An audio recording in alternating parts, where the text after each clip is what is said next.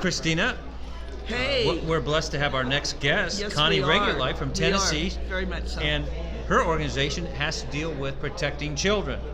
Welcome, sir, to Commando Radio Show, Connie. Thank you so much. Tell us about the Family Forward Foundation and the project. You're the founder of this organization, and it's momentous. Yes, thank you. So I've been an attorney for 25 years. I've been fighting and helping families, and I've seen this huge shift in child welfare where it seemed like 20 years ago we could hardly get the agency to even get involved, and then over the last 10 years they became overzealous. Wow. And they were taking children out of homes for what seemed like such minor offenses. I mean, you've probably seen a few things on the news, like the free range children being able to walk home from school, and all of these and what became termed as neglect just grew and grew and grew. And I became very concerned as an attorney because I'm like, what is going on here? Wow. And I happened to reach out to a woman who's a professor of social work at the University of Michigan, and I said, what's going on? And what she educated me very quick in 2 very short sentences, she says, well, the problem is that Title IV-E funds are unlimited and Title IV-B funds were limited. And so I just started digging into Google. You know, Google's a wonderful thing. And so I found out, I really started digging in and educating myself. And here's the problem that we have in our country is Title IV-E funds, which comes out of our Social Security money, by the way, is money that is used for foster care. And what the state has to do, this is a use it or lose it fund, never subject to sequester, and it's about 40 to 50% of the state's budget for child welfare. But it is solely dependent upon taking a child out of their home and putting that child in the homes of strangers. Wow. Now, remember, this has caused all kinds of problems. You subsidize something, you're going to get it. Exactly. Yeah, right. So on any given day of the year, we have 500,000 children in the American foster care system, and the national statistics show that 80% of those children are there not for physical abuse, not for sexual abuse, not for even psychological abuse, but for neglect. Okay? Neglect can be anything from having too many tardies at school to a child with a heart murmur missing a doctor's appointment. It can be, here's a horrible one, a car accident. If there's a car accident, if a home burned down, these families who are now displaced for any reason are considered homeless, and they can take their children. Wow. Now, let me tell you, once they take those children and put those children into the home of foster parents, those foster parents are getting anywhere from $750 to about $1,500 per month for that child, tax-free. They get all their medical free. They have transportation provided if they need it, and all kinds of services, psychological therapy, in-home services, etc. Right. But they've displaced this child and put this child in the homes of strangers. So now, over 40 years, because this all started in 1974 with the Mondale Act, it just has grown into a huge for-profit industry. Wow. So it's more like a business. It is absolutely a business. Not really even addressing the real needs that the child would maybe need even specifically because of situation, or like you said, there would be some disease of the family, sickness that would require hospitalization. You need someone to take care of the kids, and they end up instead in this whole thing. Sounds to me like socialism. Now, I have a lot of people come up to me and they go, but you know, there are children who are abused who need to be in foster care. I totally agree. Sure. I was a prosecutor. My very first jury trial was a child murder. But let me tell you what has happened now. This is how bad it is.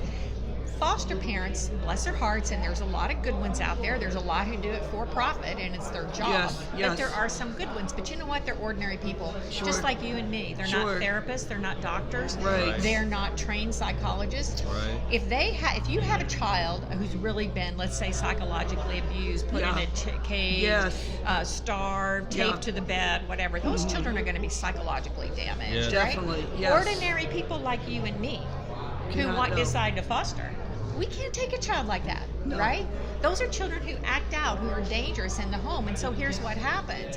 You take a child who really has psychological injury and you put them in a home of foster parents who are not trained. They give them back. Sure. And so they're cycling through the system over and over and over, and they never have a place for them. Wow. Yeah. So instead, what we're doing is we're farming these children through the system so that we can keep the federal funds flowing in. Yes.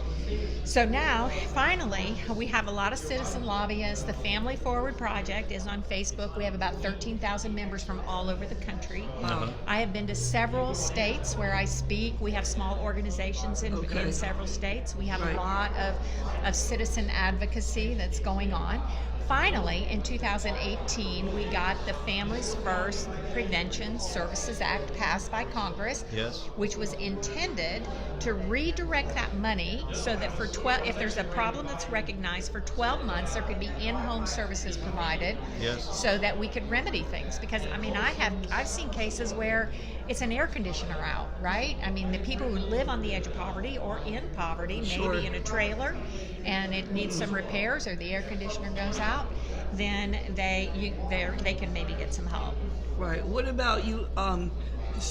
A few years back, there was the adoption and what? Yes, Safe Family Act. Yes, thank you. You want to share about some of that? Oh yeah. So this happened when I was deep into trying to figure out what was going on, actually. Right, okay. And what happened is during the 90s, the late 80s and 90s, children were literally getting lost in the foster care system. That's before we had computers. I mean, children were Rolodex cards, right? Or files in somebody's file cabinet. They lost them, didn't know where they were. And so there were several class action lawsuits that occurred across the country against the states to make sure that they were tracking their foster children. And so in 1997, Congress thought it would be a great idea, it'd be a brilliant idea, to write the states a bonus check every time a child got adopted. So it started as a $4,000 bonus check. Now it's up to about $12,000 bonus check. That is total discretionary income to the states, bonus money if they take a child and adopt it into the home of strangers. Now again, first impression, good intent, move children out of foster care, get them in permanent placement. But now it's become the perverted financial incentive to move a child through the foster care system in 22 months or less into a brand new home. They are changing their names, they cut them off from their families.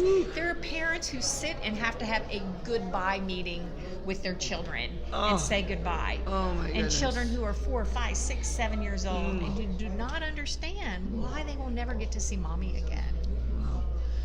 Yeah, Planned Parenthood. Yes. We spent some good time talking about that with the Protected Children's Health Coalition recently, Christina. But these government billion $billion subsidies and programs have failed society in a big way. You're breaking families up. Absolutely. And comment on that, because we talked before we went on camera, but what about all the problems at the border and these children? Yeah, the effect that it has on them, I'm sure it has huge. Well, you know, we are having really this difficult time getting all of our advocates getting this topic out and people talking about it like they're talking about all these other things like immigration and borders. We were really actually pretty excited when the border separation of families happened, because now all of a sudden everybody's talking about it. And you know, there were psychologists coming on TV saying that you're causing permanent brain damage to children who are separated from their families, and we're like, yay. Well, you notice they're not talking about it too much anymore because we jumped on all of that. But it's the same thing. These children that are being separated from their families are being placed in the foster care system. They're moving them all over the United States and they're rehoming them. And let me tell you what is also scary. Our children in America are being shipped overseas. I pulled up all the Tennessee statistics, and in 1 year, 135 children in the state of Tennessee were shipped overseas for adoption by our state. Wow. That's horrible. It's scandalous, I think. Yeah, well, these are children who are American citizens who have now lost their right. Of course, you know, I'm a nationalist. I love America. I wouldn't want to be raised in any other country. And here these children are losing their right to be American citizens. Coming up against a heartbreak. It's great having you on the show. Can you give a website? How can our viewers support you? Well, first of all, if they're involved with Facebook at all, please get into the Family Forward Project. Family Forward Project. Yes, and I post lives there. If you want to learn more, you can type in my name on YouTube, Connie Reguli, Reguli. I have probably 80 videos up there. The Family Forward Foundation, it also has a website, and you can go there and learn more about it as well. Well, thank you for being a guest on the Street Commandos radio show here at the NFRA, and I know you're a board member. I am. Christina and I here. Right. This is our incredible convention 2019 here in Atlanta. So God bless, Connie. Thank you so much. Thank you, and thank you for helping us. Thank you so much for your voice. Appreciate it. Thanks.